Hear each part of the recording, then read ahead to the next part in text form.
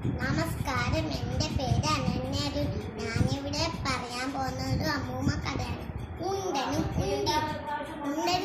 ഉണ്ണി പച്ചിട്ടു ഉണ്ണപ്പൻ തിന്ന ഒരാളും കൂടെ എത്തി.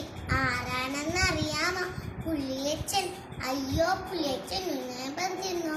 നമുക്ക് നോക്കാം. ഒരു ഗ്രാമത്തിൽ തീരെ പൊക്കം കിട്ടുന്ന ഒരു പടയും പത്താം താമസിച്ചു. ഉണ്ടനും കൂടെ മൈതാനയായിരുന്നു. കൊതിച്ചായിരുന്നു ഉണ്ടി ഒരു ദിവസം എണീച്ചപ്പോൾ ഉണ്ണിയപ്പത്തിന്റെ മണം എനിക്ക് സഹിക്കാൻ കഴിയുന്നില്ല.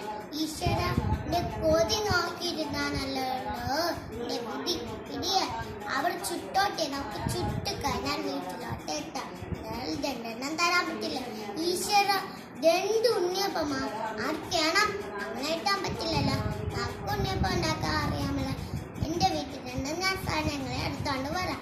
നീ പോയി കട്ടിലേക്ക് പോ, എന്നിട്ട് നമുക്ക് ഒരുമിച്ച് പോവാം. കട്ടിലെത്തി ഉണ്ണി എത്തി. അയ്യോ, പുലി!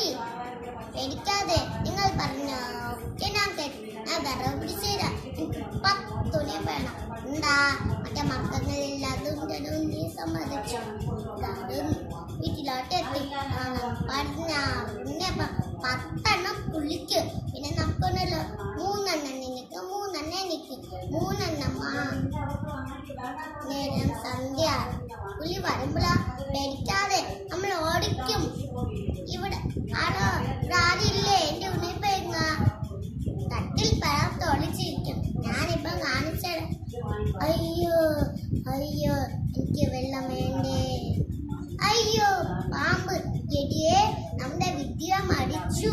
പുലി കിണറ്റി വീണടി.